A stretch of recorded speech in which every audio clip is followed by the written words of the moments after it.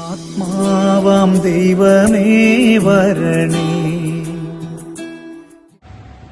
പിതാവിന്റെയും പുത്രന്റെയും പരിശുദ്ധാത്മാവിന്റെയും നാമത്തിൽ പരിശുദ്ധ പരമ ദിവ്യകാരുണ്യത്തിന് എന്നേരവും ആരാധനയും സ്തുതിയും പുകഴ്ചയും ഉണ്ടായിരിക്കട്ടെ.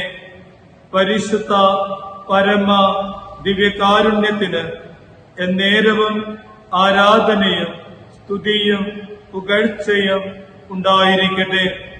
പരിശുദ്ധ പരമ ദിവ്യകാരുണ്യത്തിന് എന്നേരവും ആരാധനയും സ്തുതിയും പുകഴ്ചയും ഉണ്ടായിരിക്കട്ടെ. ഡിസംബർ 19 ഇന്നത്തെ വിശുദ്ധ ബലിമധ്യേ നമ്മുടെ വിചിന്തനത്തിനു വേണ്ടി നൽകപ്പെടുന്ന ദൈവത്തിന്റെ വചനങ്ങൾ ന്യായാധിപന്മാരുടെ പുസ്തകം 13-ാം അധ്യായം 2 മുതൽ 7 വരെയും 24 മുതൽ 25 വരെയുള്ള വാക്യങ്ങളും ലൂക്കായുടെ സുവിശേഷം 1-ാം അധ്യായം 5 മുതൽ 25 വരെയുള്ള വാക്യങ്ങളുമാണ് നമ്മൾ ഇന്ന് വിചിന്തനം ചെയ്യുന്നത്. 1-ാം വായനയിൽ പ്രതിപാദിക്കുന്നത് സാംസന്റെ ജനനത്തെക്കുറിച്ചാണ്. വിശുദ്ധ സുവിശേഷത്തിലേക്ക് വരുമ്പോൾ യോഹന്നാന്റെ ജനനത്തെക്കുറിച്ചുള്ള മുന്നറിയിപ്പ് സക്രിയയ്ക്ക് ലഭിക്കുന്നതാണ് സുവിശേഷത്തിൽ നമ്മൾ വായിക്കുന്നത്. ആരാണ് സക്രിയ? സക്രിയ ഒരു പുരോഹിതനാണ്. ആ കാലഘട്ടത്തിൽ ജെറുസലേം ദേവാലയത്തിൽ ശുശ്രൂഷകൾ ചെയ്തിരുന്നത് 24 ഗണം പുരോഹിതന്മാരായിരുന്നു. ഈ 24 ഗണത്തിനും ആണ്ടിൽ 2 ആഴ്ച മാറി മാറിയാണ് ഇവർ ദേവാലയങ്ങളിൽ ശുശ്രൂഷ ചെയ്തിരുന്നത്. സക്രിയയെ കുറിച്ച് പറയുന്നത് അവൻ നീതിനിഷ്ഠനായിരുന്നു, പുരോഹിതനായിരുന്നു, വൃദ്ധനായിരുന്നു, എന്നാൽ മക്കളില്ലായിരുന്നു. മക്കളില്ലായ്മ എന്ന് പറയുന്നത് ആ കാലഘട്ടത്തിൽ വളരെയധികം വേദനയുണ്ടാക്കുന്ന ഒരു കാര്യമായിരുന്നു.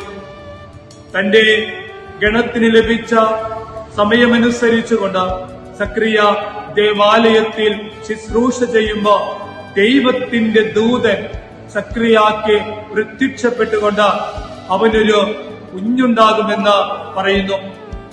സക്രിയ ദൂതനോട് പറയുന്നതും ചോദിക്കുന്നതും തന്റെ ശാരീരികമായ അവസ്ഥയെക്കുറിച്ചാണ്. തന്റെ ഭാര്യ എലിസബത്ത് അവൾ വാർദ്ധക്യത്തിലാണ്. അവൾക്ക് ഇനിയൊരു കുഞ്ഞുണ്ടാകുവാനുള്ള പ്രായമെല്ലാം കഴിഞ്ഞിരിക്കുന്നു. വന്ധ്യ എന്നാണ് അറിയപ്പെടുന്നവൾ. തനിക്കും പ്രായം ഏറിയിരിക്കുന്നു. തങ്ങളുടെ ശാരീരികമായ കുറവുകളെ കുറിച്ച് സക്രിയ ദൂതനോട് പറയുമ്പോ ദൂതൻ പറയുന്നു, ദൈവത്തിനെല്ലാം സാധ്യമാണ്. നിനക്കൊരു കുഞ്ഞുണ്ടാകും, നീ അവന് യോഹന്നാൻ എന്ന പേരിടണം. ഈ വാക്കിന്റെ അർത്ഥം കർത്താവ് കരുണ കാണിച്ചു എന്നുള്ളതാണ്. അങ്ങനെ യോഹന്നാന് ഒരു കുഞ്ഞുണ്ടാവുകയും അവനോട് പ്രത്യേകമായിട്ട് ദൂതൻ പറയുന്നു, അവൻ വീഞ്ഞോ ലഹരിയോ കുടിക്കുകയില്ല. നാസിർ വ്രതത്തിന്റെ പെട്ട അടയാളമാണ് ദൈവത്തിന്റെ ദൂതൻ സക്രിയയ്ക്ക് ജനിക്കാൻ പോകുന്ന കുഞ്ഞിനെ കുറിച്ച് പറയുന്നത്. 1-ാമത്തെ വായനയിൽ നമ്മൾ കാണുന്ന സാംസനും നാസിർ വ്രതക്കാരനായിരുന്നു. അവനും വീഞ്ഞോ മറ്റു ലഹരിയ പാനീയങ്ങളോ കുടിക്കുന്നില്ല എന്ന് 1-ാമത്തെ വായനയിൽ നമ്മൾ വായിച്ച കേൾക്കുന്നുണ്ട്. ഇന്നേ ദിവസം നമ്മൾ പ്രത്യേകമായിട്ട് ഈ സാംസന്റെ ജനനത്തെക്കുറിച്ചും യോഹന്നാന്റെ ജനനത്തെക്കുറിച്ച് ലഭിക്കുന്ന മുന്നറിയിപ്പിനെ കുറിച്ചും നമ്മൾ ഇന്ന് ധ്യാനിക്കുമ്പോൾ യോഹന്നാന്റെ ദൗത്യം എന്താണ്?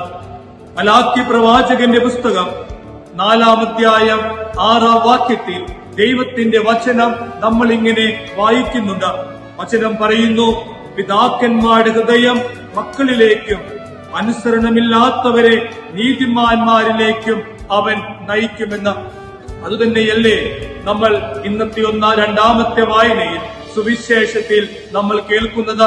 ലൂക്കായുടെ സുവിശേഷം 1-ാം അധ്യായം 17-ാം വാക്യത്തിൽ സ്നാപക യോഹന്നാന്റെ ജനനത്തെ കുറിച്ച് പറയുമ്പോൾ അവന് ലഭിക്കുന്ന ഉത്തരവാദിത്വത്തെ കുറിച്ചും അവിടെ പ്രതിപാദിക്കുന്നുണ്ട്.